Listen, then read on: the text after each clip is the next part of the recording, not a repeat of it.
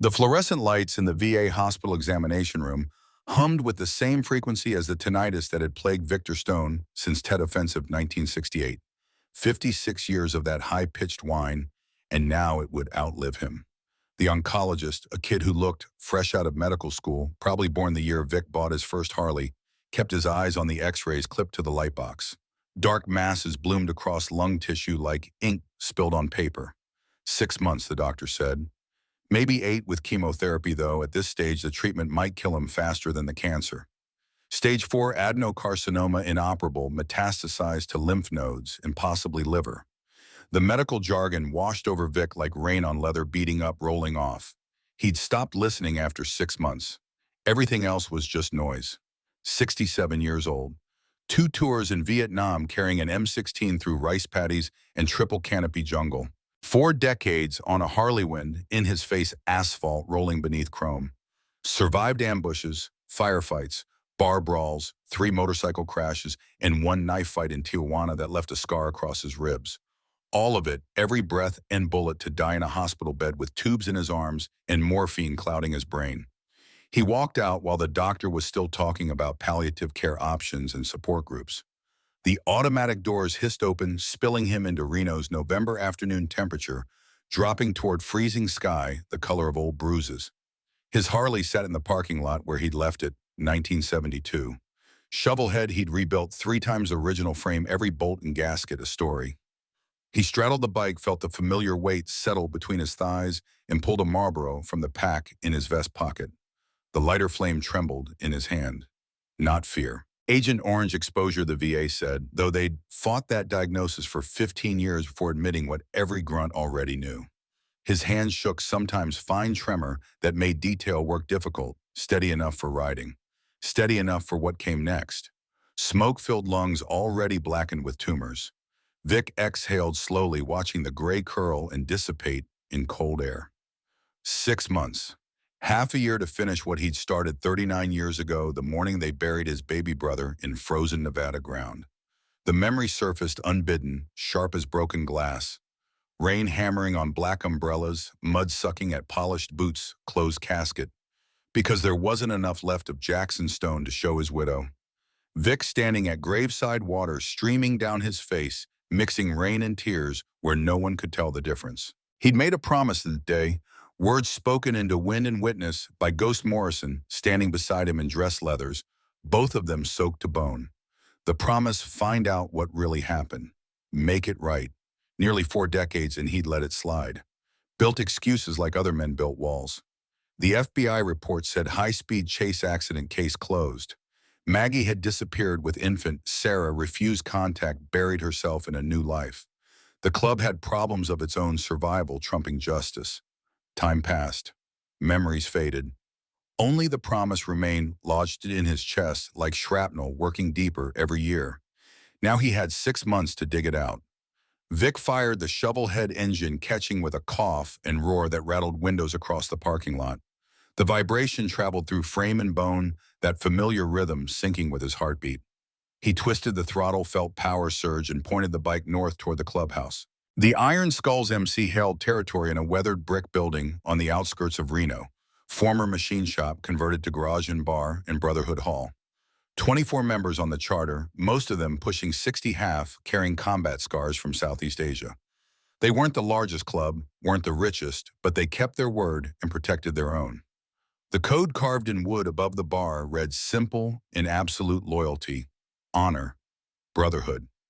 Vic pulled into the lot at sunset, sky bleeding red and orange over the Sierra Nevada peaks.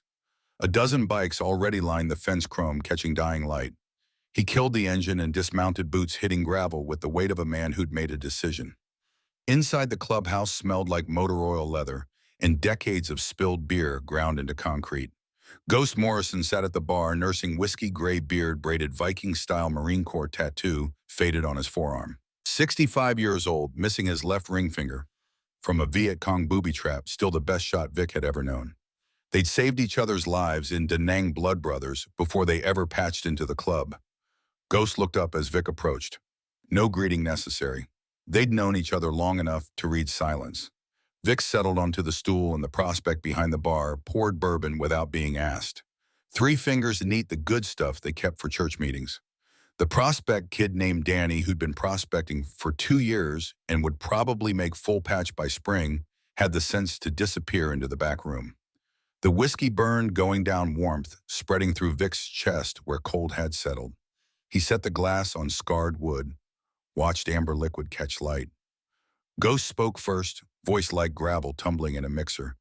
Doc give you the news. No point asking how Ghost knew. They'd ridden together too long for secrets. Vic nodded once. 6 months, give or take.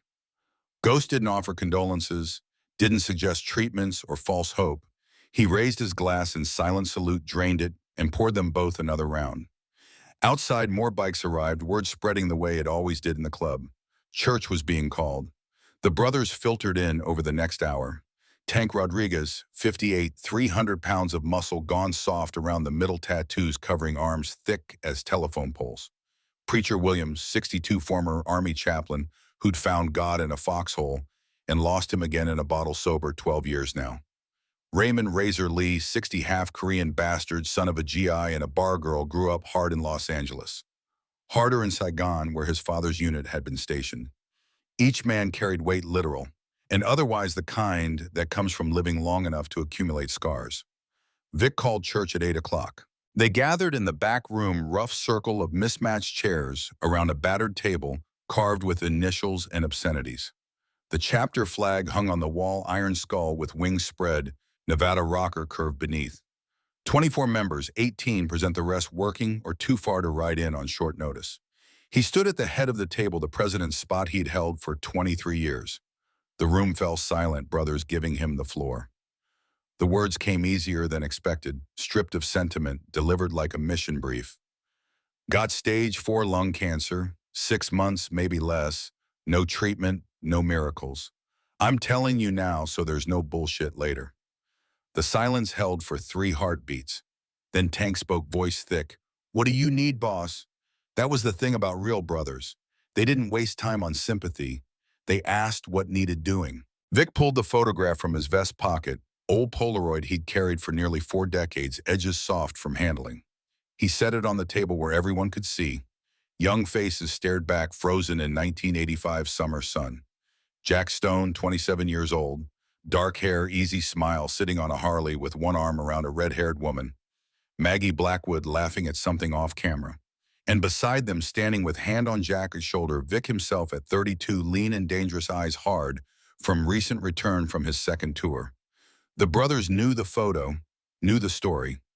Jack had been club family, Vic's blood brother, raised together after their parents died in a car wreck in 1955.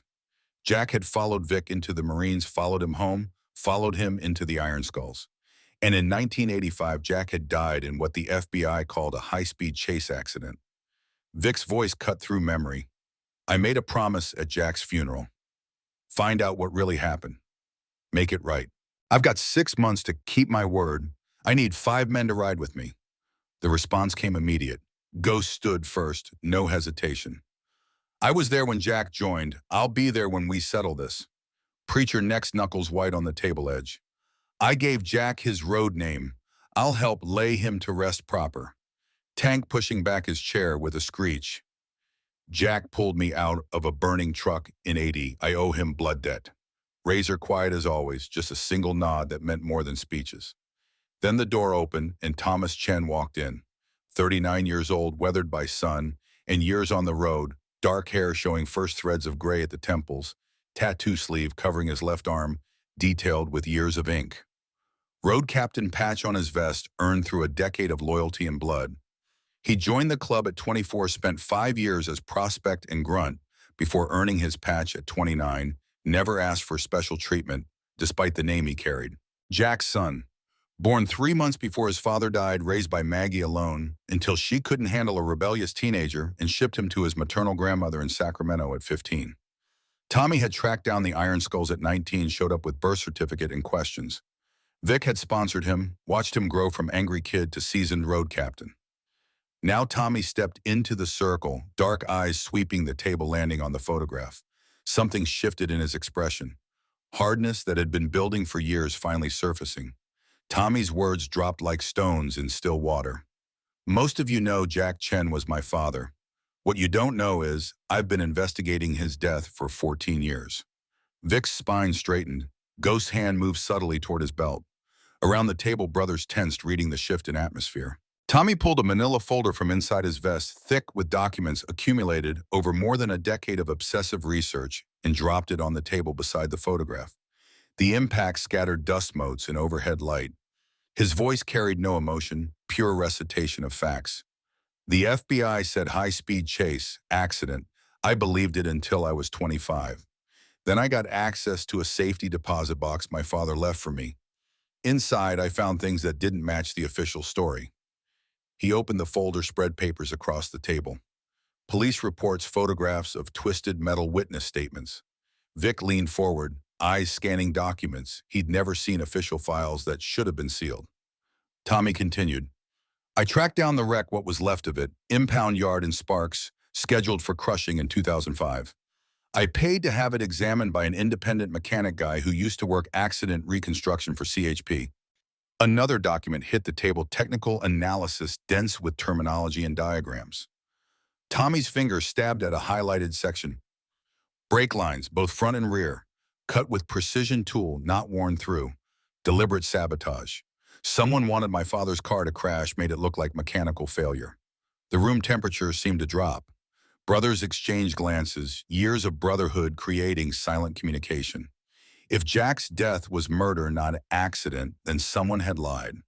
Someone had covered it up, and that someone might be sitting in this room. Vic's jaw worked, muscle twitching beneath weathered skin. Why didn't you tell me this when you found it 14 years ago? Tommy's eyes met his unflinching. Because I thought you might be involved. Or Ghost. Or any of you. My father died carrying something important enough to kill for. That briefcase disappeared from the crash site. FBI has no record of it. But someone took it, someone with opportunity and access. The accusation hung in air thick enough to choke on. Ghost's hand now openly rested on the knife at his belt. Tank shifted weight chair, groaning. Preacher's lips moved in silent prayer. Vic absorbed the words like body blows, each one landing in soft places he'd thought were armored. His voice came out, quiet, dangerous. You think I killed my own brother? Tommy didn't back down, didn't soften. I thought maybe. For 14 years, I've watched all of you, waited for someone to slip to show guilt or knowledge. But I never found proof either way. Just questions and a dead father I never knew. The silence stretched brittle as ice over deep water. Vic's hands pressed flat on the table, keeping them from shaking with rage or grief or cancer, impossible to tell which. The promise he'd made 39 years ago had just grown, teeth turned from mourning into hunt, and the prey might be family. Ghost broke the silence, voice carefully neutral. If there's a rat in this club, we root him out. Together. That's the code. Vic nodded slowly, mind processing, calculating. Tommy's investigation had done in 14 years what Vic had failed to do in 39. Uncovered evidence, found proof of murder, narrowed the field of suspects. The man had his father's intelligence, his mother's determination, and a patience born of decades waiting for truth. The words that came next tasted like blood and ashes. Then we ride together, all of us, but I'm watching everyone. And if I find out one of my brothers killed Jack, I'll end him myself. Tommy's response came flat, get in line. Vic addressed the chapter, voice carrying the weight of command earned through decades. We're going to Carson City. Maggie Blackwood still lives there, works at the library. She was with Jack the night he died, knows things she never told anyone. We get the truth from her, follow it wherever it leads. If that means one of us goes down, so be it. Brotherhood means nothing if we don't honor our dead. The vote passed unanimous, fist striking table in rhythmic affirmation. They would ride at dawn, 6 bikes, 6 brothers on a mission that might end with blood. But Ghost's phone buzzed before the meeting adjourned, screen lighting his face in cold glow. He read the notification, and something in his expression made Vic's gut tighten. Ghost turned the phone so Vic could see the news headline, Scorpions MC President Marcus Torres released from federal prison after 15 years. The name hit Vic like voltage. Marcus Venom Torres, 65 years old, former Marine president of the Scorpions when they'd run California and half of Nevada in the 80s. He'd gone down in a RICO case in 2009, along with most of his chapter for weapons trafficking and racketeering. 15 years in federal maximum security, and by all accounts, he'd done his time hard, emerged harder. More importantly, Marcus Torres believed Maggie Blackwood was the informant who'd sent his brother Vincent to prison. Vincent had died in 2010, shanked to the ribs in the yard, and Marcus had sworn at sentencing that Maggie would pay when he got out. Ghost's voice carried undertones of urgency. He was released yesterday. Parole hearing got moved up, good behavior. Vic felt pieces clicking into place, pattern emerging from chaos. Marcus hunting Maggie. Tommy investigating Jack's murder. Vic's own deadline ticking down. Everything converging on a woman who'd buried herself in Carson City libraries, trying to forget a past that refused to stay buried. The mission just got complicated. They rolled out at dawn 6 Harleys in formation, Vic on point, Ghost riding his 6. The November cold bit through leather frost sparkling on sagebrush, lining Highway 50, the loneliest road in America. 100 miles of empty desert between Reno and Carson City, nothing but asphalt and sky, and the occasional ghost town crumbling into dust. Vic's mind wandered as the miles unreeled the way it always did on long rides. Highway meditation. Ghost called it the trance state, where past and present blurred together. The shovelhead's vibration resonated in his bones, matching the rhythm of his breathing, and memories surfaced like bodies in a river. Vietnam. 1968. Da Nang Province, monsoon season rain coming down so hard it hurt. Vic, 22 years old, Lance Corporal, second tour, because he'd re-enlisted when most guys were counting days until freedom bird. Jack had arrived in country 6 months after Vic, fresh-faced 19-year-old private with boot polish still on his boots. Different unit initially, but Vic had pulled strings, called in favors, gotten Jack transferred to his squad, keeping his baby brother close, keeping him alive. The ambush happened on a routine patrol. Nothing routine about Vietnam. NVA regulars, not VC guerrillas, disciplined and deadly. Automatic weapons fire from tree-lined mortars, dropping chaos and blood and men screaming. Vic had gone down, shrapnel in his leg, couldn't move fast enough. The grenade landed 3 feet away, pineapple shape, spinning on mud fuse burning. Jack had appeared from nowhere, grabbed Vic by the harness, hauled him back behind a rice paddy dike. The grenade detonated, earth erupting, but they were clear. Jack took shrapnel meant for Vic, dozens of small wounds across his back and shoulders, none fatal. He'd bled and grinned, dirt-streaked face split with that easy smile. We're even now. You brought me into the world, I keep you in it. The memory made Vic's chest tighten, grief and love tangled so deep he couldn't separate them. Jack had lived 27 years, total 19 of them, under Vic's protection. Their parents had died when Vic was 10. Jack, 8 car accident on icy roads outside Carson City. Foster care split them up, different homes, Vic in Reno, Jack in Sacramento. They'd found each other again at 18 and 16. Vic just out of high school, working garage jobs, saving money. He'd gone to Sacramento, found Jack, brought him back. Raised him as best a teenage kid could, raise another teenage kid, both of them feral and fierce, and determined to stay together. Vietnam had forged what childhood started. They'd come home in 1970, Vic with a chest full of medals he never wore, Jack with nightmares that never quite left. The Iron Skulls had given them purpose, structure that wasn't military but close enough. Brotherhood without the bullshit, loyalty without the politics. They'd thrived.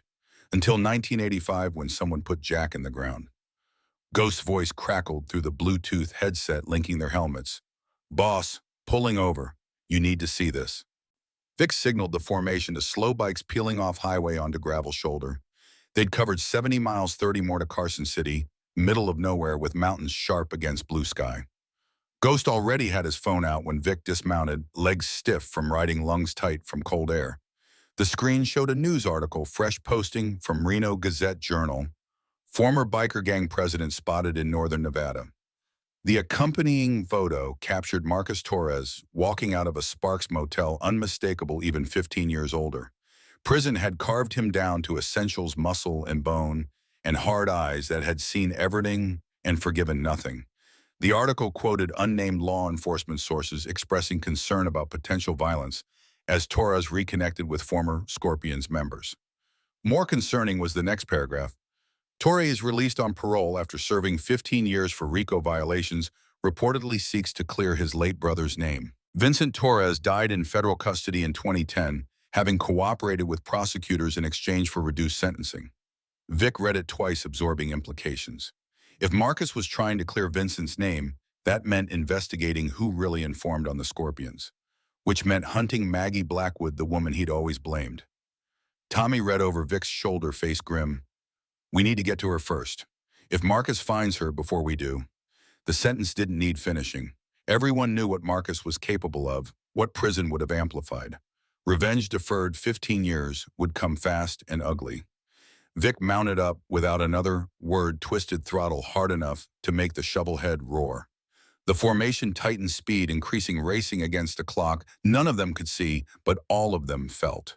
The desert blurred past sagebrush and sand, and the occasional trailer home rusting in eternal sun. They hit Carson City limits at 11 a.m. Population 40,000. Nevada's capital shrunk down to manageable size. The city sprawled across valley floor, modern buildings mixed with Victorian-era architecture, casino signs less garish than Reno's. Somewhere in these streets, Maggie Blackwood cataloged books and pretended the past didn't exist. But Vic wasn't heading to the library. Not yet. First stop was Pop's Diner, 70 miles south on Highway 50, the last place anyone had reported seeing Maggie yesterday. Tommy's source, a cousin who worked dispatch, said Maggie had called asking if anyone matching Scorpion's description had been spotted. She knew Marcus was out. She knew he was coming. The question was whether she'd run or stand. Pop's Diner materialized from a heat-shimmer, low-slung building with faded paint and neon sign advertising the best coffee in Nevada, which meant it was drinkable. 4 cars in the gravel lot pickup truck, old enough to vote sedan, that had seen better decades. No motorcycles. Vic killed his engine in the shade of a cottonwood tree gone skeletal with winter. The other bikes pulled alongside formation, becoming circle brothers, watching approaches from long habit. Ghost spoke first, keeping voice low. We should scout before going in. If Maggie's spooked, 6 bikers will send her running. Tommy nodded agreement. Let me go first, alone. I look like Jack. If she's in there, seeing me might shock her into talking. Vic studied the man who carried his brother's blood, seeing Jack in the line of his jaw, the set of his shoulders, the intelligence behind dark eyes. 39 years old, never knew his father except through photos and secondhand stories shaped by absence and questions. If anyone could reach Maggie, get past her walls, it might be the living reminder of the man she'd loved. The decision came quick, go. But if you're not out, in 10 minutes we're coming in. Tommy dismounted, shrugged out of his vest to reduce intimidation factor. Just a man in jeans and black t-shirt in approaching middle age. He walked toward the diner with measured confidence, earned through years on the road, pulled the door open, disappeared inside. The bell chime carried across the parking lot, clear in desert air. Vic lit a cigarette, third one today, doctor's orders be damned. Smoke curled and vanished. 8 minutes crawled past like hours. Then the door opened and Tommy stepped out, expression troubled. He crossed the lot quickly, words tumbling out low and urgent. She's not here, but her daughter is. Sarah, 39, waitress, managing this place. She's Jack's daughter, too. My half-sister. The revelation should have carried more weight, but Vic's mind snagged on the important detail. Where's Maggie? Tommy's jaw tightened. Sarah says Maggie called her an hour ago. Told her if any bikers showed up asking questions, call the sheriff. But Maggie also said she was coming here to warn Sarah about the past catching up. Ghost cursed softly. How long until she arrives? Tommy checked his watch. Sarah said 20 minutes. Maggie's driving from Carson City, which meant Maggie knew they were coming. Had probably known since word spread about Vic's cancer diagnosis, the Iron Skulls calling church bikes heading south. Information traveled fast in their world, and Maggie had always been smart, always 3 moves ahead. Vic made the call. We wait. Let her come to us. But we set perimeter. Tank Razor, you take highway approaches north and south. Anyone rolls up that looks wrong, you signal. Preacher stays with the bikes. Ghost Tommy, you're with me inside. The brothers moved to positions without discussion, practiced efficiency of men who'd worked together for years. Vic walked toward the diner, Ghost and Tommy flanking formation that could be protection or threat depending on perspective. Inside the diner smelled like coffee and greased linoleum, floor cracked, but clean booths upholstered in red vinyl patched with duct tape. A handful of customers, Elderly couple in the corner, truck driver at the counter, working through a plate of eggs, old man nursing pie and coffee who looked like he'd been there since Eisenhower. And behind the counter, a woman who made Vic's breath catch despite himself. Sarah Chen, 39 years old, lines beginning to show at the corners of her eyes, red hair pulled back in practical ponytail threaded with gray. She had Maggie's bone structure, Jack's gentle eyes, and the worn efficiency of someone who'd spent 2 decades on her feet serving other people. Not the fresh-faced young woman Vic had half expected, but a survivor who'd carved out existence in the margins, still waiting tables at an age when some people had careers and families and futures. Sarah met Vic's eyes without flinching. Waitress wariness honed by years of difficult customers. Back booths empty. Coffee. Vic nodded and they claimed the booth in the far corner position with sight lines to both doors and windows. Sarah brought 3 mugs, poured without comment, disappeared back behind the counter. The other customers pointedly minded their business, the kind of don't-see-nothing attitude that came from living in places where motorcycles meant trouble. Tommy sat across from Vic Ghost beside Vic, all of them facing the entrance. Waiting. The coffee was terrible, burnt and bitter. And Vic drank it anyway because waiting required something to do with hands. 15 minutes crawled past. Then 20. Sarah refilled their mugs, nervous energy making her movements quick, checking the parking lot every 30 seconds. She knew something was coming, felt the weight of it pressing down. At minute 23, the sound reached them. Single motorcycle engine note, different from Harley's, higher pitch, smoother. Vic's head turned toward the window, and Ghost was already halfway to his feet when the bike pulled into view. Vintage Indian Scout 1952 or 53, cherry red paint gleaming, chrome perfect despite decades. The rider killed the engine, kicked the stand, dismounted with fluid grace that spoke of thousands of miles despite age that should have brought caution. Helmet came off and red hair tumbled free, more gray than red now, but still unmistakable. Margaret Blackwood, 62 years old, looked every one of those years and wore them like armor. She'd been beautiful at 25 in the old photos. She was something harder now. Beautiful the way weathered stone was beautiful, shaped by wind and time into something enduring. Leather jacket worn soft with age, Jack's old jacket Vic recognized from the cut and patches. Jeans tucked into riding boots. And on her left forearm, exposed as she hung the helmet on the handlebar, the winged skull tattoo that matched the one on Ghost's arm on tanks on half the brother's skin, faded but still defiant. She stood for a moment staring at the diner, gathering herself. Then she walked toward the entrance, each step deliberate, despite joints that probably ached from the cold ride, and Vic felt time fold back on itself, past and present colliding. The bell chimed. Maggie stopped in the doorway, backlit by noon sun face, showing every line earned through decades of survival. Her eyes swept the interior, cataloging threats with efficiency that hadn't dulled, landing on Sarah first, then the booth in the back. On Vic, on Ghost, on Tommy. Her face went white when she saw Tommy, all color draining, and for a heartbeat Vic thought she might collapse. But Maggie Blackwood had never been the collapsing type. She steadied jaw setting and walked toward them with the same deliberate steps that had carried her through the door. She stopped at the booth 5 feet away, close enough to see the silver threading through red hair, the deeper lines around her eyes, the tattoo on her arm where the ink had faded, but the image remained clear. Her voice came out rough, like she hadn't used it in days. "Victor Stone, I told you I was done with this life." Vic stood slowly, manners drilled into him by a mother 4 decades dead. Ghost remained seated, hand visible on the table, non-threatening but ready. Tommy stayed frozen, staring at the woman who'd given birth to him, and then spent 39 years keeping him at arm's length after shipping him to Sacramento at 15. The words Vic spoke carried weight accumulated across nearly 4 decades. "World ain't done with you, Margaret, and we need to talk about Jack." Maggie's eyes narrowed and Vic saw steel beneath the librarian facade. Whatever she'd become in Carson City, whoever she'd pretended to be, the woman who'd ridden with the Iron Skulls, was still in there, buried but not dead. Then her gaze shifted to Tommy, really looking at him for the first time, and her breath caught audibly.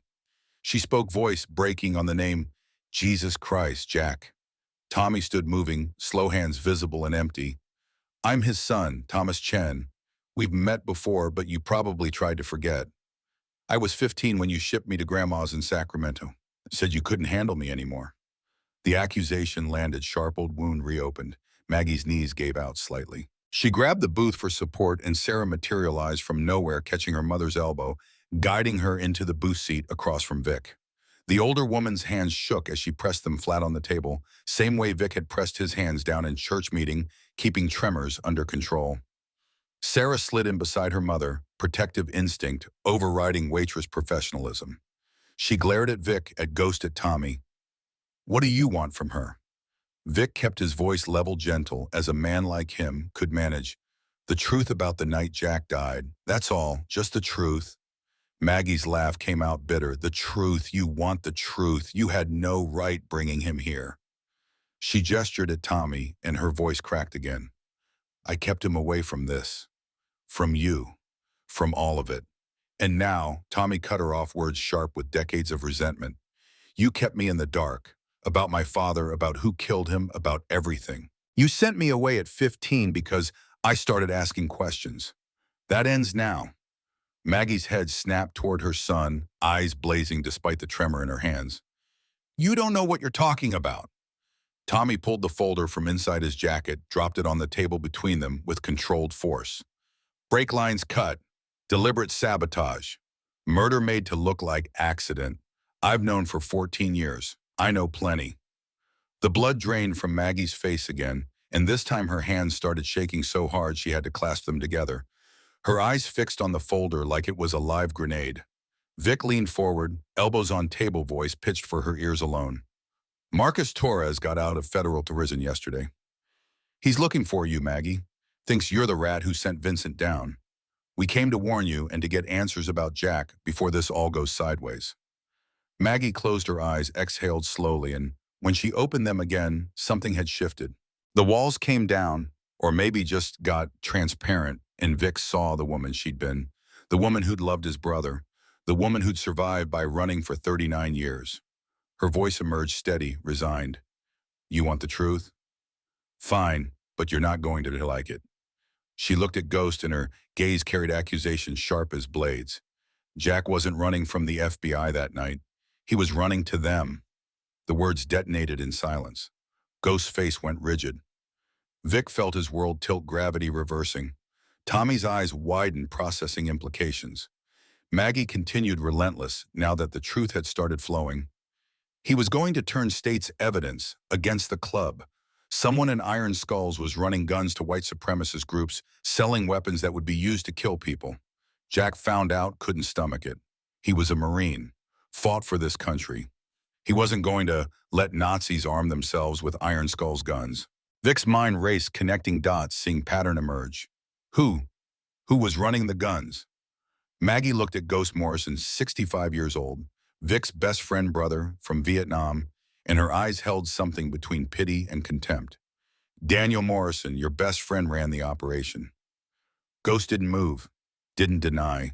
His face remained stone, but his eyes told the story, guilt and grief, and something that might have been relief at finally being named.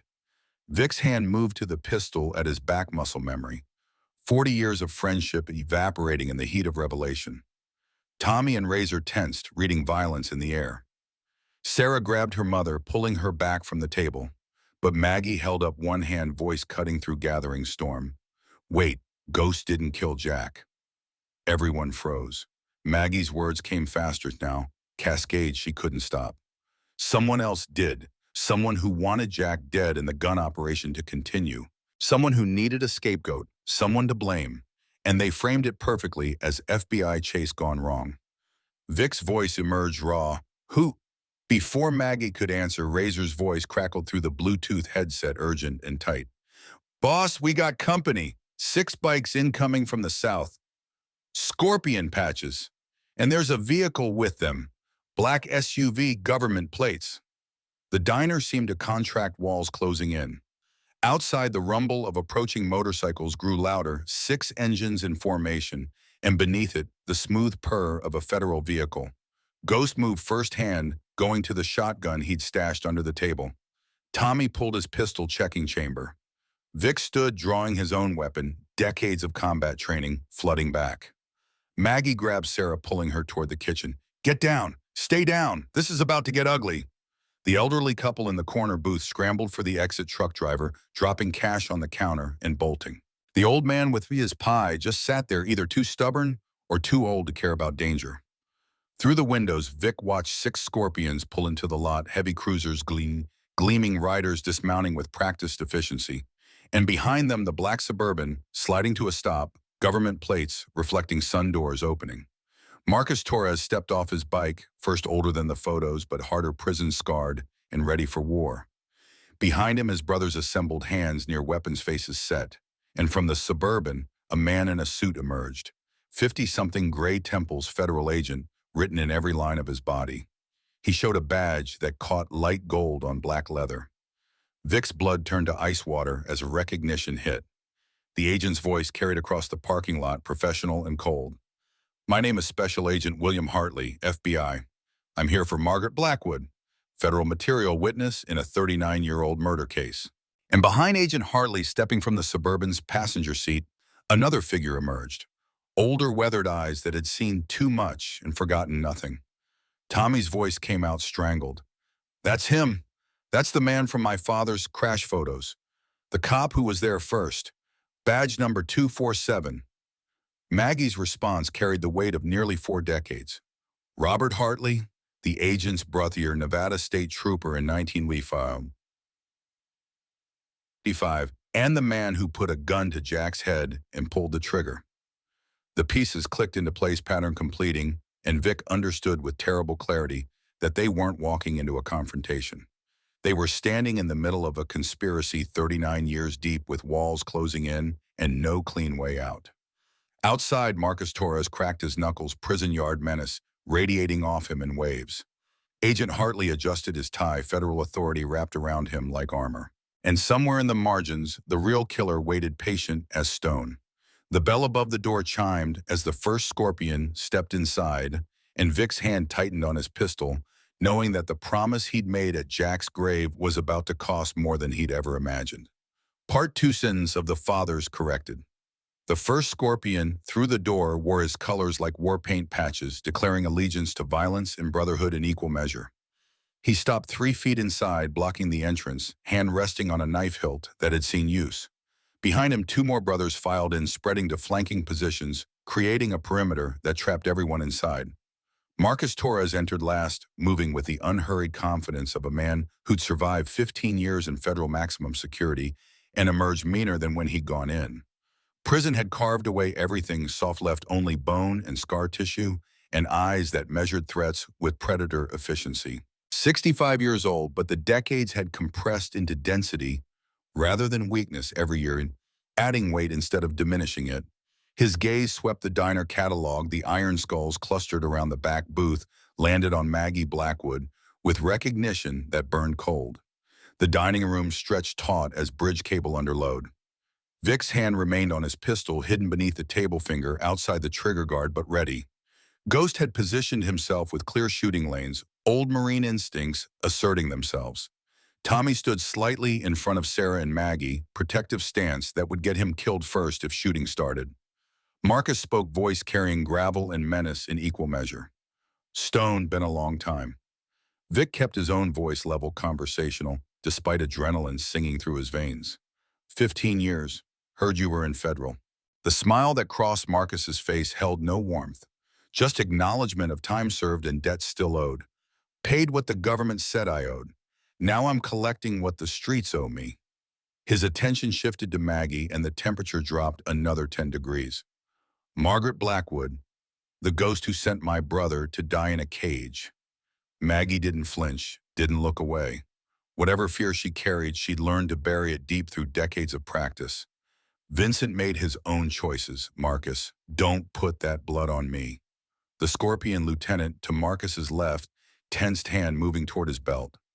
Vic read the motion, shifted his weight, preparing to draw and fire in the half-second before chaos erupted. But Marcus raised one hand's subtle gesture that froze his brothers in place. Outside, the black Suburban's doors opened with mechanical precision. Agent William Hartley emerged, first federal authority radiating from tailored suit and polished shoes badge, clipped to his belt where everyone could see it. 50-something Gray at the temples, face lined with years of chasing monsters who sometimes wore badges themselves. And behind him, moving slower, an older man climbed from the passenger seat. 70 if he was a day thick, through the shoulders despite age, face weathered by desert sun and harder things. He wore civilian clothes now, but Vic recognized the bearing, the way he scanned for threats, the cop instincts that never fully retired. Tommy's voice came out strangled, barely controlled. "That's him from the crash scene photos. Badge 247. Maggie's confirmation landed like an executioner's blade. Robert Hartley, Nevada State Trooper, retired, and the man who murdered Jack. The accusation hung in air already thick with tension and old hatred. Agent Hartley's face remained professionally neutral, but something flickered in his eyes. Knowledge he'd carried for nearly 4 decades and never quite managed to bury. Robert Hartley just smiled small and cold, acknowledging truth the way men acknowledge sunrise inevitable and unchangeable. Vic's world narrowed to tunnel vision, everything peripheral falling away except the old cop standing in the parking lot. The man who'd put a gun to Jack's head. The man who'd stolen 39 years of justice. His hand tightened on the pistol grip, and only Ghost's foot pressing against his boot under the table kept him from drawing. Agent Hartley stepped to the diner entrance, showed his badge to the Scorpions blocking the door. They parted reluctantly, letting federal authority pass. He entered the diner with measured steps, hands visible, an empty broadcasting non-threat, even as his eyes cataloged every weapon, every position, every potential line of fire. His voice carried the practiced calm of a man who'd talked down armed suspects and cornered criminals. "Everyone needs to take a breath. I'm Special Agent William Hartley, FBI, and I'm here to prevent bloodshed, not cause it." Marcus's laugh came out harsh. Funny definition of prevention, bringing the man who killed Jack Stone into a room full of his brothers. Agent Hartley's jaw tightened fractionally. "My brother hasn't been a cop in 20 years. He's here as a civilian witness, nothing more." Tommy stood, gun now, visible in his hand, though not pointed at anyone specific, witness to what? His own crime. The agent's eyes found Tommy assessed, made calculations. "You must be Thomas Chen, Jack's son. I've read your file, senior investigation. 14 years of work. Impressive for anyone, let alone someone doing it alone." The words carried no condescension, genuine respect from one investigator to another. Tommy didn't lower his weapon. "Then you know your brother murdered my father. Cut the brake lines, forced him off the road, finished him with a headshot. I've got the mechanics report. The ballistics analysis from fragments found at the scene and witness testimony." He gestured toward Maggie. "She saw the whole thing." Agent Hartley nodded slowly, conceding the point. "I know. I've known for 39 years. The admission detonated in silence.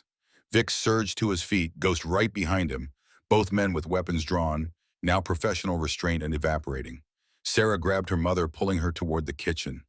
The old man with his pie finally had the sense to duck under his table. Marcus and his Scorpions drew in response, creating a Mexican standoff where everyone had guns and no one had advantage. The diner transformed into a powder keg with a dozen lit fuses. Agent Hartley kept his hands raised, voice steady despite the forest of gun barrels. "Everyone lower your weapons. You want answers, I'll give you answers.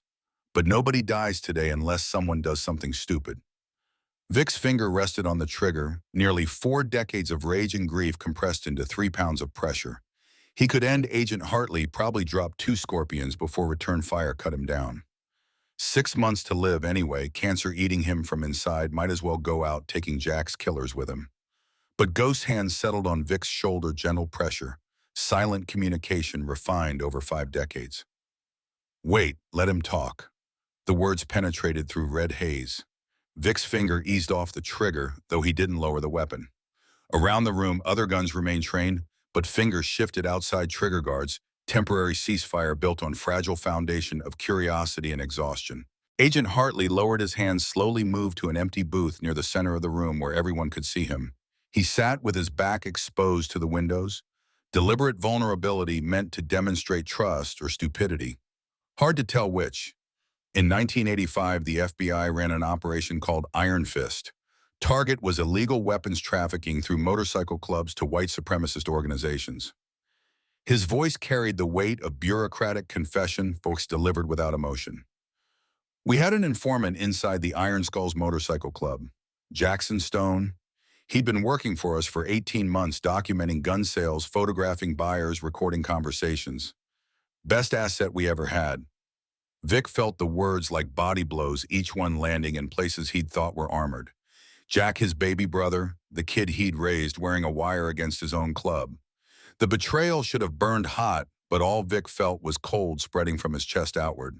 Ghost's voice came quiet, addressed to no one and everyone. That's why I ran the guns. Jack convinced me to. Said the club needed money, operation was low risk, buyers were just collectors. I didn't know he was documenting everything. Didn't know I was building my own case. Marcus shifted weapon, lowering slightly. My brother Vincent, he was working with Jack. Agent Hartley nodded. Vincent Torres was a secondary asset, provided confirmation of Ghost's activities, helped us build the RICO case. But the operation went wrong. Someone found out Jack was cooperating.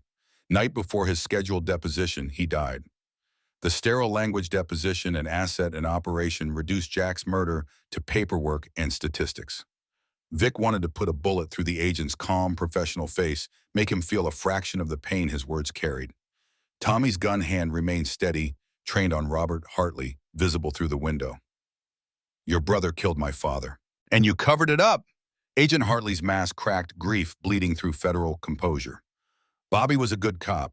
15 years on the job, commendations, solid record. Until he wasn't.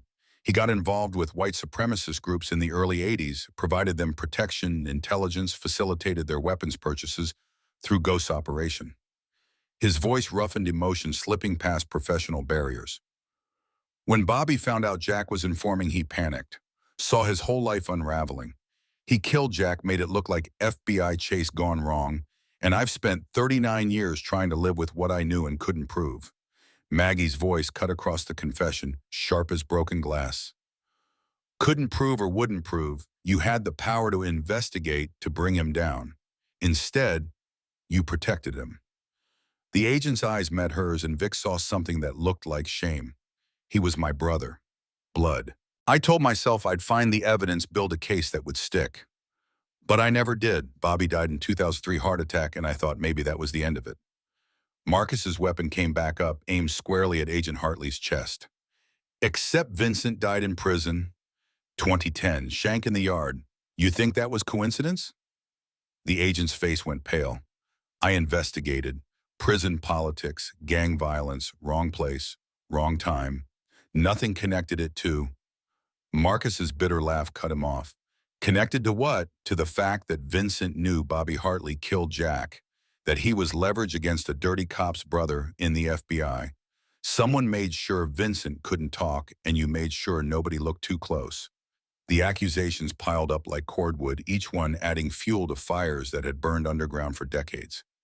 Vic processed the information through cancer-fogged brain and nearly 40 years of accumulated grief, trying to separate truth from lies, justice from revenge. He holstered his weapon, decision crystallizing.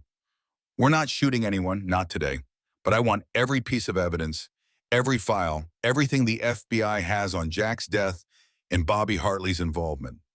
Agent Hartley nodded. You'll have it, but there's more you need to know. Maggie stood, Sarah gripping her arm like she might disappear if not physically restrained. The older woman's voice carried across the diner, addressing all of them, 62 years of survival lending weight to her words. You want the full truth? Sit down. Because what happened that night was worse than murder. The brothers settled into seats, weapons lowered, but ready attention, focused on the woman who'd witnessed Jack's final moments.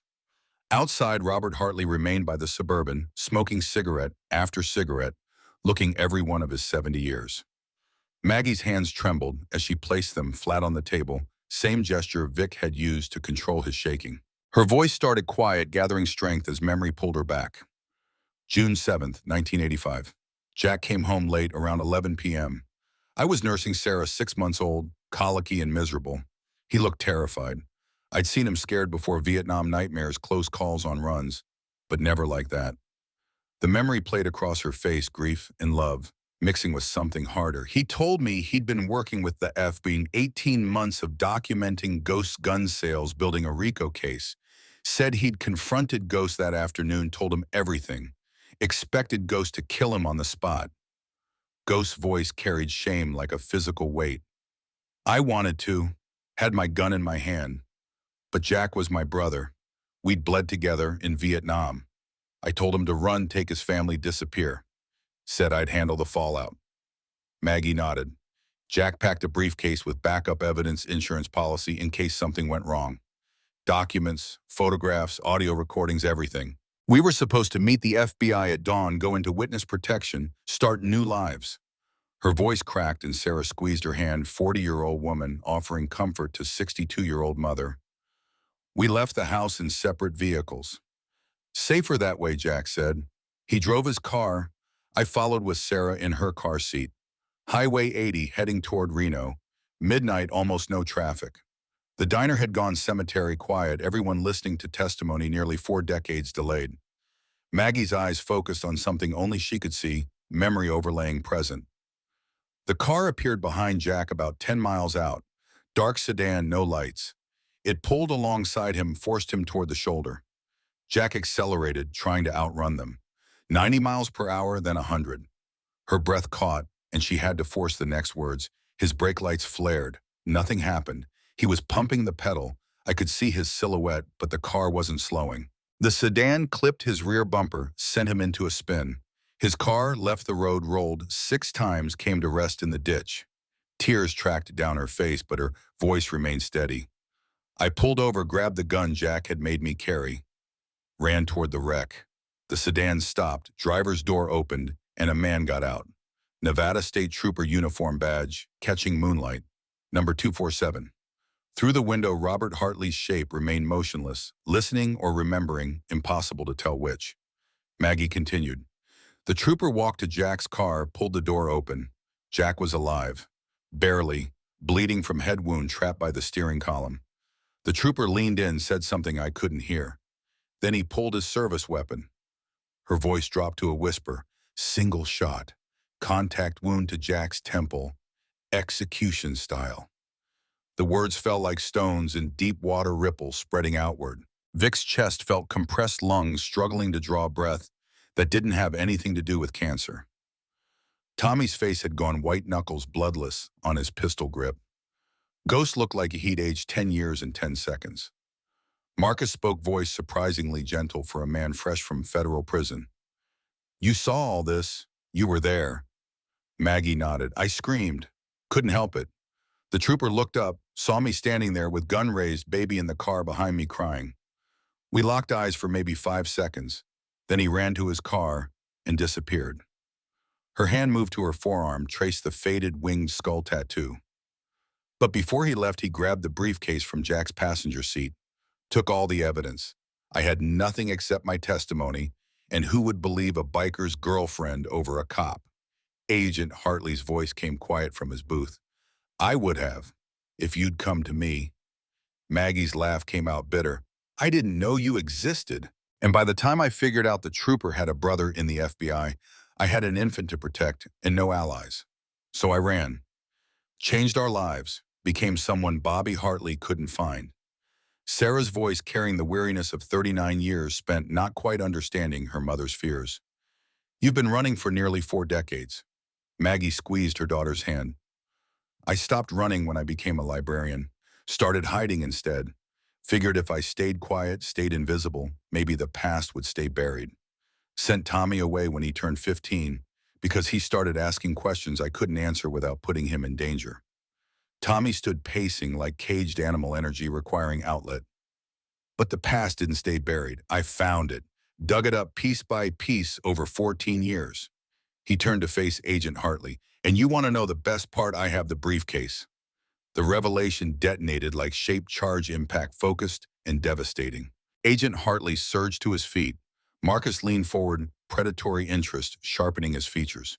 Ghost's eyes widened, nearly 4 decades of guilt and fear, compressing into a single moment of hope or horror. Vic found his voice. You have Jack's evidence? The backup. Tommy nodded, pulled his phone from his pocket, showed them a photograph. Old leather briefcase, brass latches, tarnished with age, sitting on a table. The image was dated 3 weeks ago. Location stamp showed Sacramento. When I turned 18, I got a letter from a lawyer. Safety deposit box in my name paid in perpetuity. Inside this briefcase, and a note. He swiped to the next photo, handwritten letter on yellowed paper. The note was from my father, written the day before he died. Tommy read aloud, voice thick with emotion. Tommy, if you're reading this, I'm dead. I was trying to do the right thing, stop weapons from reaching people who would use them to hurt innocents. The evidence in this briefcase can destroy evil men or destroy good men, depending on who controls it. I trust you to choose wisely. I'm sorry I won't be there to guide you. Love, Dad. The words echoed in the diner's silence, Jack's voice reaching across nearly 4 decades to touch his son offer guidance and apology in equal measure. Vic felt his throat tighten, grief he'd buried for 39 years threatening to surface. Agent Hartley's professional mask was back in place, but his eyes betrayed desperate hunger. What's in the briefcase? What evidence did Jack preserve? Tommy swiped through more photos, document after document, complete records of ghost gun sales, 2.3 million in weapons over 18 months. Buyers list with 47 names and 12 organizations, all white supremacist groups. Photos, audio recordings, financial transaction records. He paused, letting the weight of evidence settle. And one name that appears over and over as facilitator, the man who connected dirty cops with hate groups, who protected the operation and made sure everyone got paid. Assemblyman Richard Davies.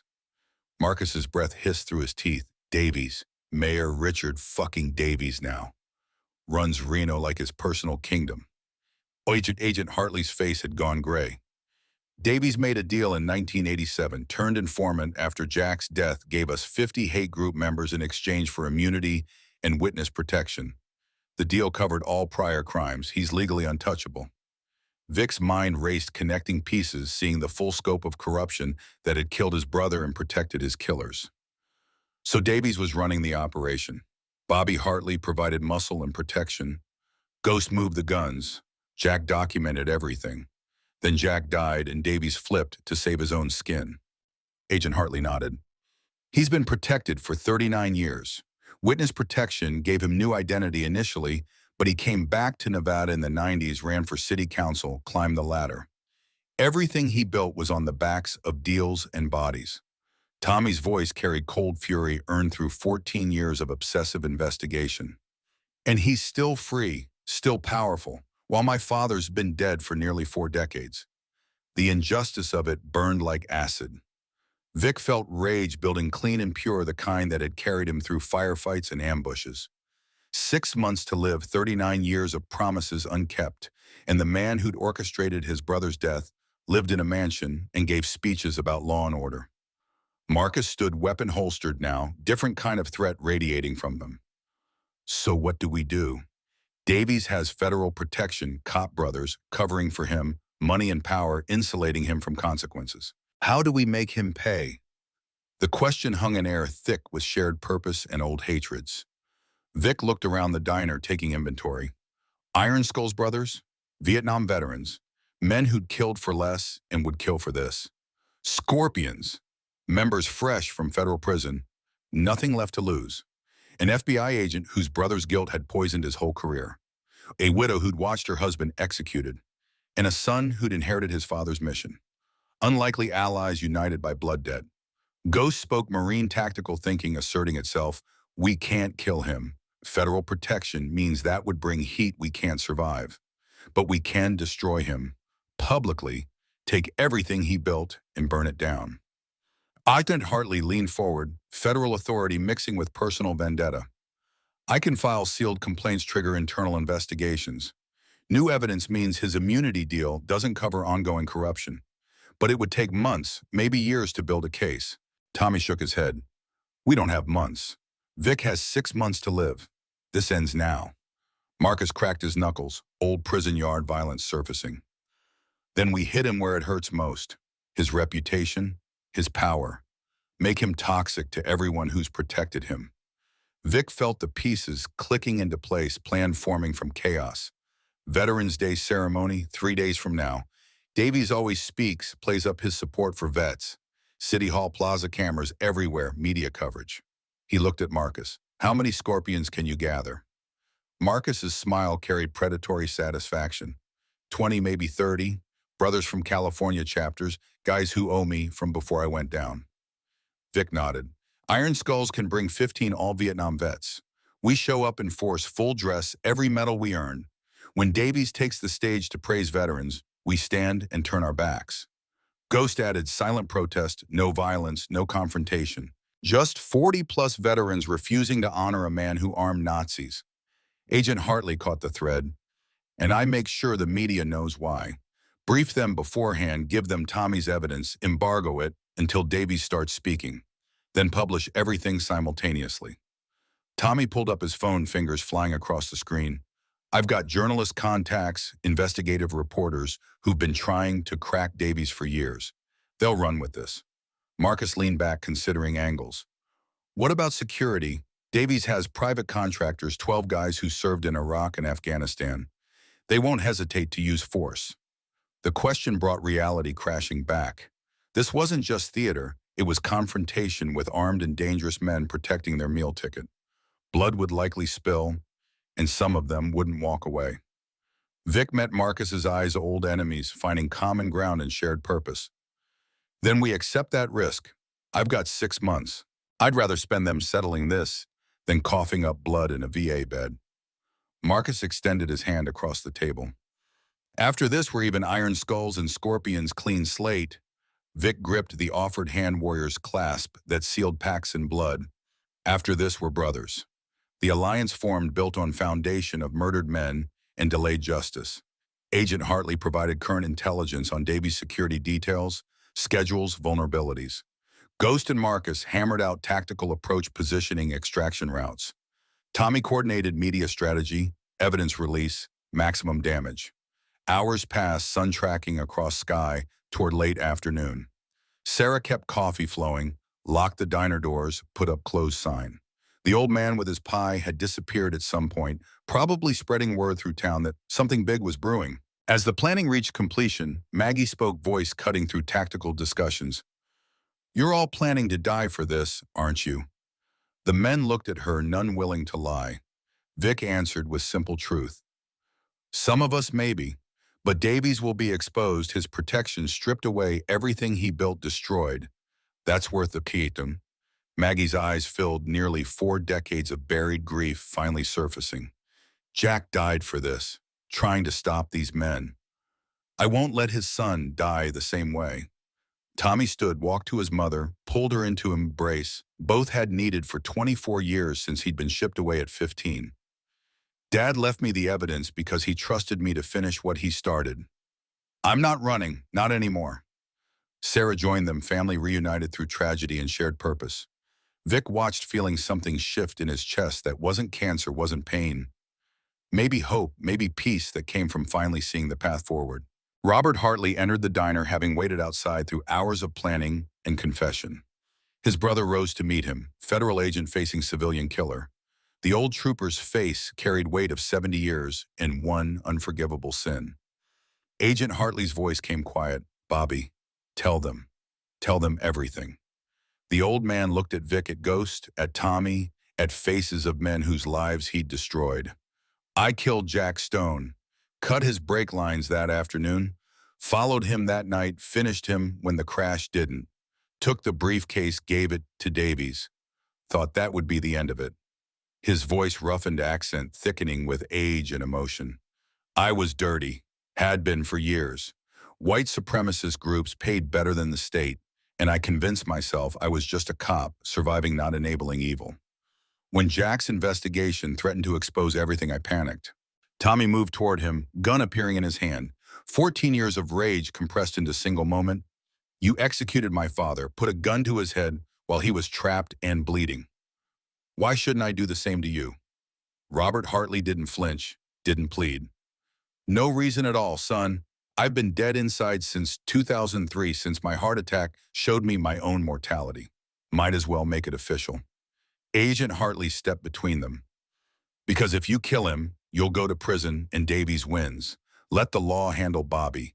Let the evidence destroy everyone who protected him. Tommy's hand shook, nearly 40 years of injustice compressed into 3 pounds of trigger pressure. But slowly he lowered the weapon. You're right, bullets too clean. I want him to live long enough to see everything collapse. Robert Hartley nodded, something like relief crossing his face. Fair enough. For what it's worth, I'm sorry. Doesn't change anything, doesn't make it right. But I am sorry. The apology landed hollow, insufficient, But it was all they'd get from a man who'd spent nearly 4 decades running from guilt. Agent Hartley handcuffed his brother, read him Miranda rights, the federal agent finally doing what he should have done decades ago. As the sun touched the western mountains, the unlikely alliance dispersed. Scorpions roared away toward California to gather their brothers. Iron Skulls headed back to Reno to prepare. Agent Hartley drove toward Las Vegas with Robert in custody, federal charges pending. Tommy and Sarah stayed with Maggie, family beginning the long process of healing. Vic sat alone in the diner parking lot as darkness gathered, cancer gnawing his lungs. 6 months compressed to countdown, measured in heartbeats. Ghost appeared from shadows, settled onto his bike, 2 old warriors watching stars emerge. Ghost spoke into gathering night. You know there's a good chance Davies has snipers tomorrow. Professional security-trained operators. Vic lit his last cigarette of the day. Yeah. Ghost's response carried acceptance of inevitability. And you're still going. Vic exhaled smoke that disappeared into darkness. Promised Jack I'd make it right. 39 years ago, standing at his grave in the rain. Dying man's got nothing left to lose but his word. Ghost extended his hand and Vic gripped it. Brotherhood forged in rice paddies and firefights tested by time and betrayal still holding. Then I'll die beside you, like we should have in Da Nang. They sat in silence as cold desert night settled over Nevada. 2 old men preparing for final battle, knowing some promises were worth any price. November 11th arrived under bruised sky clouds pressing low over Reno, like judgment deferred too long. Veterans Day, the calendar declared, though the men gathering in parking lots and alleyways knew the designation carried hollow weight. They'd earned their medals in jungles and deserts, watched brothers die for abstractions called freedom and democracy, and come home to find the country they'd bled for had continued without pause or gratitude.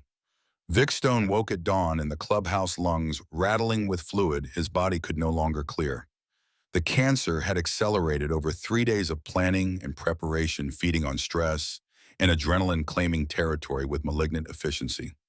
He coughed into the bathroom sink, spat blood dark enough to be concerning if he'd cared about longevity. 6 months, the doctor had promised. Might not make 6 weeks at this rate. Good. He had no intention of outliving this day anyway. The clubhouse stirred around him, brothers rising from couches and bedrolls, men too old for floor sleeping, but too committed to the mission to seek comfort. 15 Iron Skulls had answered the call, ages ranging from Tank's 58 to Preacher's 62, every one of them carrying combat scars, visible and otherwise. They moved with the stiff efficiency of aging warriors' joints, complaining muscles, remembering motions drilled into them half a century ago. Ghost found Vic in the garage, both of them gravitating toward their motorcycles the way other men sought church or bottle. The shovelhead sat gleaming under fluorescent lights, chrome, polished to mirror finish, every surface cleaned and checked. Preparing the bike for final ride carried ritual weight motorcycle, as warhorse rider, as knight-errant on quest for justice or death or both. Ghost spoke without preamble, voice carrying exhaustion earned through 72 hours of planning. Marcus called. Scorpions are rolling in from California. 28 brothers, all veterans, half of them did federal time and got nothing left to lose. Vic nodded, accepting the numbers. 43 bikers, total enough to make statement without overwhelming security. They'd be outnumbered by Davies's contractors and police presence, but raw numbers mattered less than symbolism. Veterans standing against corruption carried weight that couldn't be measured in firepower. The plan had crystallized over 3 days of coordination and contingency mapping. Agent Hartley would attend the ceremony in official capacity, federal presence meant to legitimize what came next. Tommy's journalist contacts had the evidence package embargoed until Davies took the podium, then simultaneous publication across 6 news outlets. The bikers would arrive separately, gather at predetermined positions around City Hall Plaza, wait for Davies to begin his speech praising veterans and military sacrifice.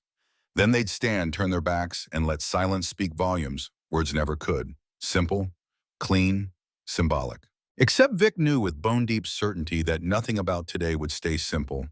Davies had too much invested, too much to lose, and men with everything to lose became dangerous in ways that couldn't be predicted or controlled. The Iron Skulls geared up in coordinated silence, leather vests, overdress shirts, patches, polished colors, displayed with pride earned through blood and years. They pinned their medals to vest fronts, Purple Hearts, and Bronze Stars and Silver Stars. One Navy Cross that preacher wore with quiet humility. The medal caught morning light, each decoration representing moments when they'd faced death for country that had since forgotten them. Vic adjusted his own vest, felt the weight of his Purple Heart and Bronze Star with the V device for valor. Earned in Da Nang, 1968, the day Jack had pulled him from behind enemy lines with bullet in his leg and grenade fragments peppering his chest. The metal felt heavier now than it had then, loaded with memory and might-have-beens.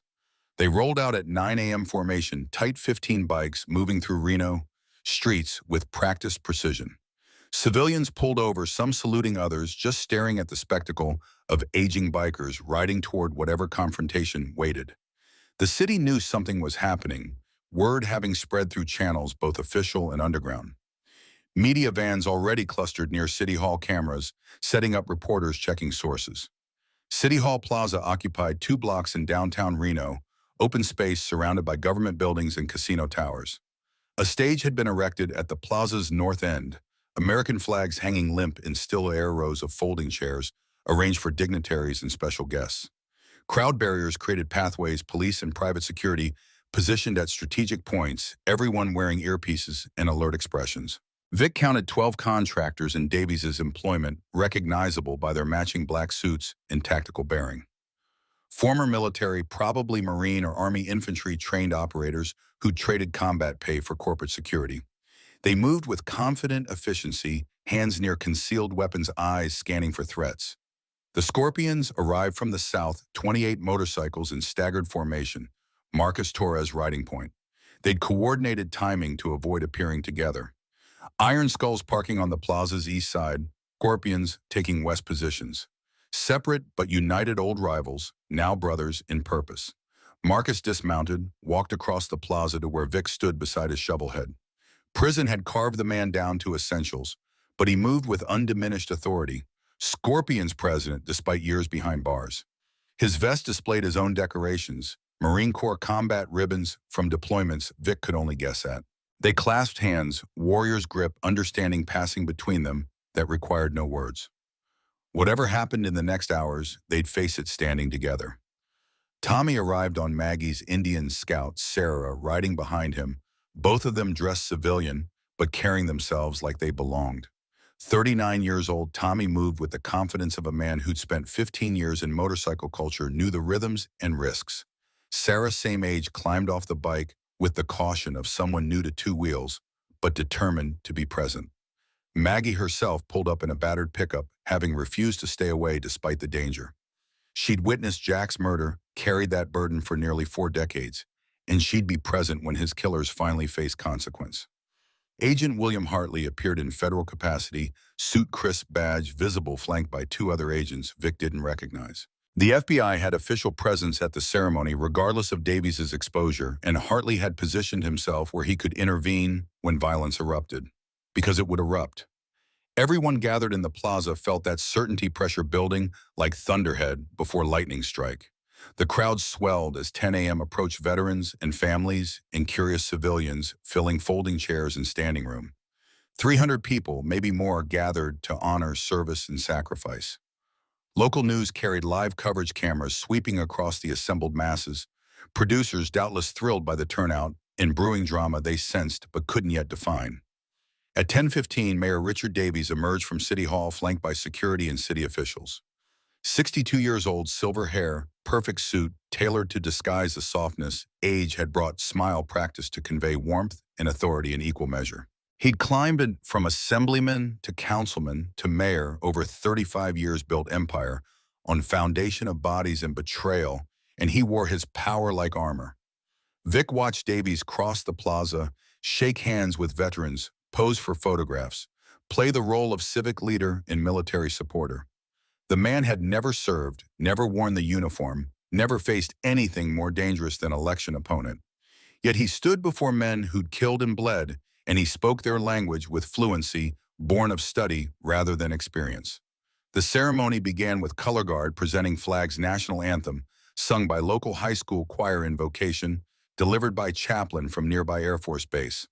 All of it choreographed in familiar ritual America performed to honor its warriors while forgetting them the other 364 days. Davies took the podium at 10:45, positioned where cameras could capture his profile against fluttering flags. His voice carried across the plaza through speaker system, amplified and authoritative. My fellow Americans, honored veterans, distinguished guests, today we gather to pay tribute to the brave men and women who have served our nation in uniform. The words rolled out practiced in hollow platitudes about sacrifice and service and the debt owed to those who defended freedom. Vic's jaw clenched, hands tightening into fists. This man, this architect of Jack's death, standing before hundreds and claiming to honor what he'd actively betrayed. Davies continued, hitting familiar notes. These courageous individuals gave months and years of their lives, faced dangers we can scarcely imagine, and asked nothing in return but our gratitude and support. Ghost's voice crackled through the Bluetooth headset linking the bikers. Journalists just published stories live on 6 news sites simultaneously. Vic pulled his phone from his vest screen, showing the headline that would destroy Davies, Reno mayor's dark past, weapons trafficking, murder cover-up, and nearly 4 decades of lies. Around the plaza, reporters checked their phones, eyes widening. Camera operators received urgent messages from producer lenses swinging toward Davies even as he spoke. The mayor remained oblivious, still delivering his prepared remarks about honor and duty and national pride. Tommy's evidence had been packaged perfectly, damning documents and photographs and recordings arranged to tell irrefutable story. Davies facilitating weapons sales to white supremacist groups. Robert Hartley murdering Jack Stone to protect the operation. Federal immunity deal that had shielded Davies for nearly 4 decades. Vincent Torres dying in prison to keep secrets buried. The story metastasized across social media, spreading faster than Davies' security could react. In the crowd, phones appeared, people reading faces, shifting from respectful attention to dawning horror and rage. Davies noticed the shift, paused mid-sentence, looked out at audience that had transformed from supportive to hostile. He glanced at his security chief, saw the man pressing finger to earpiece, face going pale. Vic stood slow and deliberate. Around the plaza, 42 other bikers rose in unison, choreographed movement that drew every eye. They turned their backs to the stage, faced the crowd instead, standing at attention with medals displayed and arms crossed. Silent protest, devastating in its simplicity. The crowd gasped, murmurs spreading like wildfire. Cameras zoomed in, capturing row after row of veterans refusing to honor the mayor. Davies stood frozen at the podium, prepared speech forgotten, watching his carefully constructed image crack and shatter. Agent Hartley stepped forward from the side of the stage, badge raised high. Richard Davies, I'm placing you under federal arrest for conspiracy to commit murder, obstruction of justice, and violations of RICO statutes. You have the right to remain silent. Davies' security moved to intercept, but the FBI agents with Hartley drew their weapons, creating standoff that paralyzed everyone in tight radius around the stage. The mayor's face cycled through shock, rage, calculations, settling on desperate defiance. He grabbed the microphone, voice cracking across speakers. This is a setup, a conspiracy by criminal elements to destroy a public servant who's fought organized crime for decades. Marcus Torres' voice boomed from the plaza, 65 years of accumulated rage giving it power. Criminal elements, you armed Nazis, Davies, sold them weapons that killed innocent people. And when Jack Stone tried to stop you, you had him murdered. The accusation hung in air, supercharged with tension. Davies opened his mouth to respond, but Tommy stepped forward, holding up his phone, evidence photos visible on the screen. My father documented everything. Every sale, every buyer, every dollar. And you gave the order to kill him. The crowd's murmur built to roar, anger and betrayal, fueling mob mentality. Davies' security chief made a decision, hand moving to his weapon, and the plaza exploded into chaos. Gunfire cracked across the open space, contractors drawing and firing, not at FBI, but at the bikers who'd exposed their employer. Vic dove behind concrete planter, Ghost beside him, both men returning fire with weapons pulled from beneath their vests. Nearly 4 decades of rust fell away, muscle memory from Vietnam, asserting itself, training that had kept them alive in jungle firefights, now deployed on American soil. Civilians scattered, screaming, running for cover. Police presence tried to contain the situation, but found themselves caught between federal agents, private contractors, and outlaw bikers, all armed and dangerous. The Veterans Day ceremony transformed into battlefield irony, lost on no one. Marcus and his Scorpions had taken positions behind the concrete barriers, using them as cover, while engaging Davies' security. Tank caught around to the shoulder kept firing 300 pounds of motivated fury, proving difficult to stop. Razor dropped one contractor with precision, headshot Marine marksmanship, still sharp despite decades removed from service. Vic tracked Davies fleeing toward the black SUV parked behind City Hall, security forming protective bubble around him. The mayor would escape if allowed to reach that vehicle, disappear into networks of protection and privilege that had shielded him for nearly 4 decades. Vic couldn't allow that, wouldn't allow that. He broke from cover, sprinting across open ground with lungs burning and legs protesting. Bullets cracked past close enough to feel displacement, but he didn't slow. 50 yards, 40. Ghosts shouting behind him, providing covering fire. Davies reached the SUV security, throwing him into the back seat. The engine roared to life, tires spinning on pavement. Vic raised his pistol, center mass on the driver, visible through windshield, squeezed trigger twice. The windshield starred driver's head, snapping back vehicle, lurching to the side. The SUV crashed into concrete barrier momentum, arrested Davies trapped inside. Vic reached the vehicle, ripped the door open, grabbed the mayor by his perfect suit, and dragged him out. The man who'd ordered Jack's death sprawled on pavement, nose, bleeding face, showing fear he'd avoided for nearly 40 years. Vic pressed pistol to Davies' forehead, exactly where Robert Hartley had placed his weapon against Jack's temple. Finger on trigger, 3 pounds of pressure between justice and murder. Around them, firefight continued, bullets and shouts and sirens converging. Davies' voice came out shrill with panic. "You can't kill me. Federal witness protection. Immunity deal. You'll spend life in prison."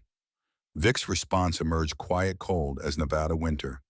"I've got 6 months to live. Cancer. Your lawyers can't touch me or where I'm going."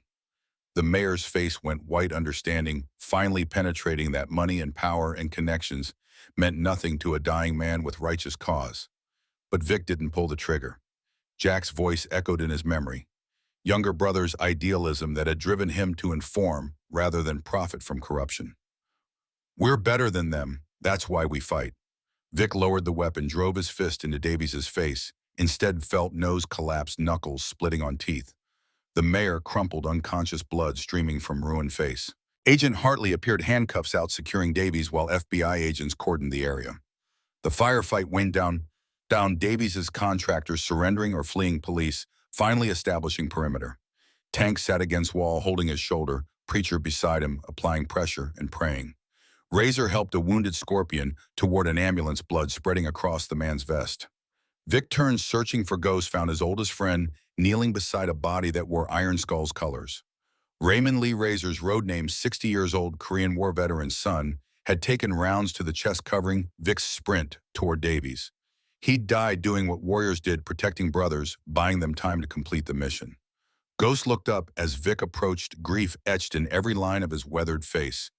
He went out fighting, would have wanted it that way. Vic knelt, closed Razor's eyes, felt weight of another loss, another brother gone. The price kept climbing, blood, purchasing inches of progress toward justice that could never be full or complete. Tommy found them there, blood on his shirt, from helping wounded Sarah beside him, looking shell-shocked.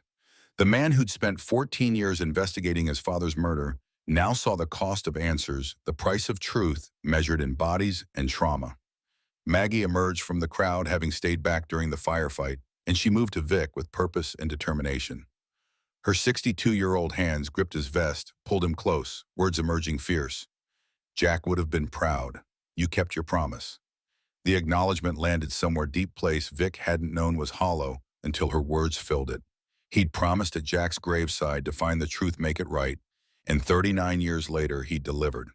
Not perfectly, not without bomb, but delivered nonetheless. The plaza transformed into crime scene, yellow tape and evidence markers, paramedics treating wounded federal agents, processing arrests. Davies regained consciousness in the back of an FBI vehicle, faced with cameras capturing his bloodied face and broken dignity. The live coverage had broadcast everything, millions watching the mayor's exposure and arrest story that would dominate news cycles for months. Marcus approached, limping from round that had grazed his thigh. Scorpions gathered behind him. He extended bloody hand to Vic. "Debt paid. Your brother's death avenged. We're even. Vic gripped the offered hand. We're brothers. All of us. Iron skulls. Scorpions doesn't matter. We stood together when it counted. The alliance forged in Pop's Diner 3 days ago had been tested and proven old rivalries burned away in crucible of shared combat. Marcus nodded acceptance of new reality, and his brothers moved to help Iron Skulls with their wounded barriers between clubs dissolving. Agent Hartley finished securing Davy's cross to where Vic stood surrounded by brothers, living and dead. Robert confessed everything. Full statement on record. He's cooperating, giving us everyone involved in the cover-up. Judges, prosecutors, cops who looked the other way. It's over.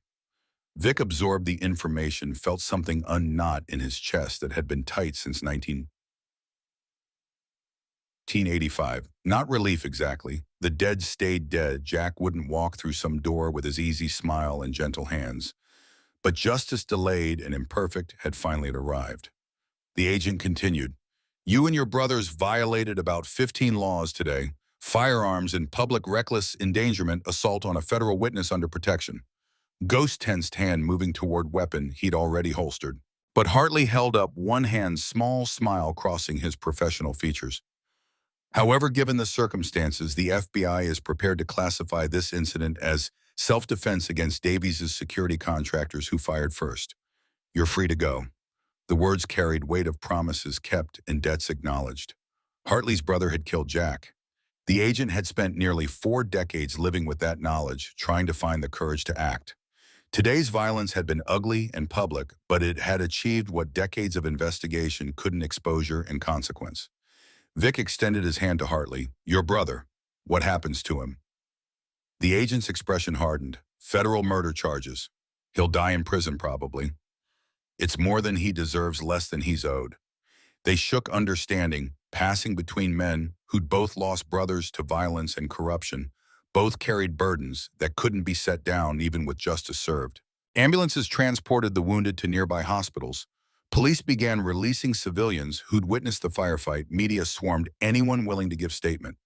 Vic found himself leaning against his shovelhead, exhaustion crashing over him like wave adrenaline-depleted cancer reasserting its claim. He coughed, tasted blood, felt his chest compress. The exertion had cost him burn-through reserves his body couldn't replenish. Ghost appeared at his elbow, steadying hand on Vic's shoulder. You need hospital. Vic shook his head. Need to ride one last time. The brothers gathered, understanding without discussion. They'd lost Razor today, would lose Vic soon, but they had this moment, this victory, this completion of mission, started nearly 4 decades ago. The Iron Skulls mounted their bikes, Scorpions joining them, formation of 42 motorcycles departing City Hall Plaza. They rode through Reno streets, citizens lining sidewalks to watch, some saluting others, filming all of them, witnessing procession of warriors who'd fought for something bigger than themselves. The route took them past the VA hospital, where Vic had received his death sentence, past the clubhouse where they'd planned this day, past Jack's grave in the Veterans Cemetery, where this whole journey had begun. Vic pulled into the cemetery, brothers parking in respectful circle around Jack Stone's headstone. Simple marble marker, name and dates, and beloved brother, Father Marine, carved in clean lines. Maggie had chosen the words 39 years ago, and they'd weathered well-standing testament to a man who'd tried to do right thing in a world that punished righteousness. Vic dismounted, legs barely holding him, and knelt before his brother's grave. The earth was cold beneath his knees, November chill seeping through denim and leather. He placed one hand on the marble, felt the carved letters under his palm. Words came hard, voice rough with emotion and disease. I kept my promise, brother. Took nearly 4 decades, but I kept it. Davies is going down. Robert Hartley confessed. Everyone who helped kill you or covered it up will pay. Ghost knelt beside him, adding his own weight to the promise. Jack, you were right about the guns, about stopping the evil. We should have listened sooner. I'm sorry. One by one, the brothers approached, paying respects to a man most had known, some had loved, all honored now in his vindication. Marcus stood before the grave, Scorpion's president, acknowledging the Iron Skulls member, who died trying to expose corruption that had poisoned both clubs. Your son's a good man, Jack. Raised right. He'll carry your legacy. Tommy stood with Sarah and Maggie, family reunited at the grave of husband and father they'd lost. The 39-year-old man pulled the silver eagle earring from his pocket, the one Vic had worn for nearly 4 decades, the one Jack had given him before Vietnam. I'm taking over as president. Iron Skulls. Ghost and Marcus are merging the club's Iron Legion MC. We'll honor the code you died for. Vic felt tears track down weathered cheeks, grief and pride, mixing with relief that his death wouldn't leave the club leaderless. Tommy had Jack's intelligence, Maggie's strength, and 39 years of examples, good and bad, to guide him. He'd be a better president than Vic had been, lead with wisdom rather than stubbornness. The brothers held vigil through sunset sky, bleeding red and gold over the Sierra Nevada peaks. As darkness gathered, they fired up their engines, one last time rumble of 42 motorcycles echoing across the cemetery, tribute to fallen brothers and promises kept. Vic rode back to the clubhouse with lungs filled with fluid and heart filled with something approaching peace. He'd completed his mission, honored his word, seen Jack's killers face consequence. 6 months the doctor had given him, but he'd compressed a lifetime of purpose into 3 days. The clubhouse received them like sanctuary, familiar walls and worn furniture, photographs of brothers living and dead lining every surface. They gathered in the main room. Drinks poured, stories shared, processing what they'd done and what it would cost. Agent Hartley called with updates throughout the evening. Davies charged with RICO violations, conspiracy to commit murder, obstruction of justice. His immunity deal voided by new evidence of ongoing corruption. Prosecutors building cases against 12 other officials who'd helped maintain the cover-up. The whole rotten structure collapsing like house of cards in wind. Vic sat in the president's chair, feeling the weight of position he'd held for 23 years.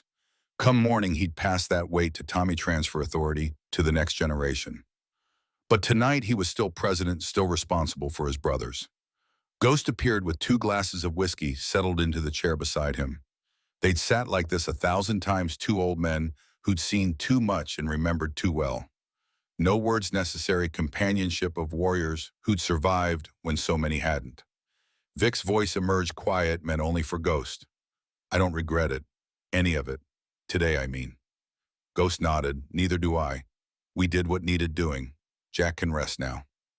The coughing fit took Vic without warning, sudden and violent blood spraying across his hand when he tried to cover his mouth.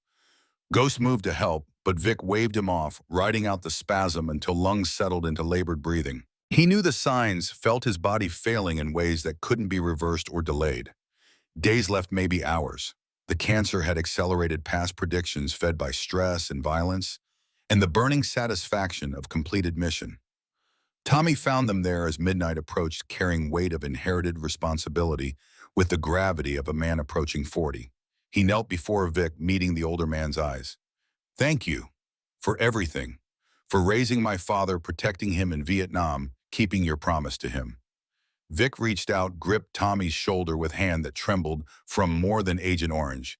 You're president now. Lead with honor. Remember the code. And tell my story when I'm gone. Tell them I kept my word. Tommy nodded, tears streaming down his face. I will. I promise.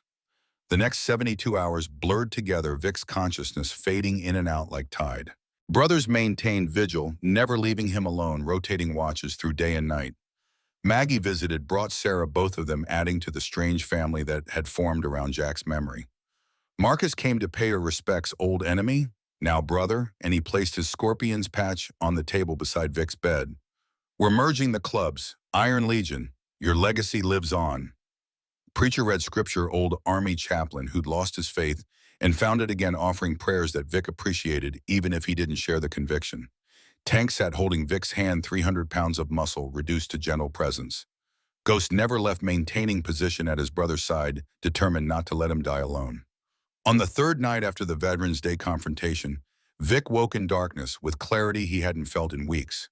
The pain had receded, replaced by floating sensation that he recognized from combat shock setting in before the final descent. Ghost sensed the change, leaned close. Vic, you still with me? Vic's voice emerged barely above whisper. Always brothers, from Da Nang to here. Ghost's tears fell freely now. Old Marine finally allowing himself to feel, we made it, brother. Survived the war, came home, built something that mattered. Vic managed a smile. Tell Jack, when you see him, tell him I kept my promise. Ghost nodded. I will. But you tell him yourself. You'll beat me there. The prediction proved accurate. Victor Stone died at 3:17 a.m. on November 14th, surrounded by brothers, having fulfilled his word and completed his mission. He was 67 years old, Vietnam veteran, motorcycle club president, and a man who'd proven that some promises transcend death itself. The funeral drew hundreds of bikers from across the western states, veterans from every branch, civilians who'd seen the news coverage and understood that Vic represented something larger than himself. They buried him beside Jack in the veteran cemetery, matching headstones, proclaiming them brothers in life and death. Tommy delivered the eulogy voice strong, despite grief carrying the authority of a man shaped by 39 years of questions finally answered. Victor Stone raised my father when no one else would, fought for his country when called, kept promises when others forgot. He was a warrior, a brother, a father to those who had none. And he taught us that your word is your bond, your brothers are your blood, and some debts can only be paid in courage. The bikers fired salute with their engines, 40 motorcycles roaring in unison, chrome and steel tribute to a man who'd lived on two wheels and died with honor intact. American flag folded with military precision covered Vic's casket, presented to Ghost as next of kin by choice rather than blood. As the ceremony concluded and mourners dispersed, the Iron Legion Motorcycle Club gathered around the fresh graves of Jack and Vic Stone brothers, reunited in death as they'd been in life. Tommy wore the president's patch, now silver eagle earring, in his left ear, carrying forward legacy built on sacrifice and brotherhood. Agent Hartley attended federal presence, acknowledging debt owed. Davies had been sentenced to 35 years federal prison, would die behind bars. Robert Hartley faced similar sentence cooperation, earning him nothing but clean conscience before the end. 12 other officials had been charged, corruption network dismantled, decades of cover-up finally exposed.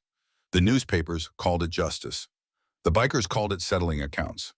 6 months later, Tommy stood in the clubhouse that had been rebuilt, an expanded Iron Legion charter, now including 70 members average, age 55, all veterans, all committed to the code Vic had upheld.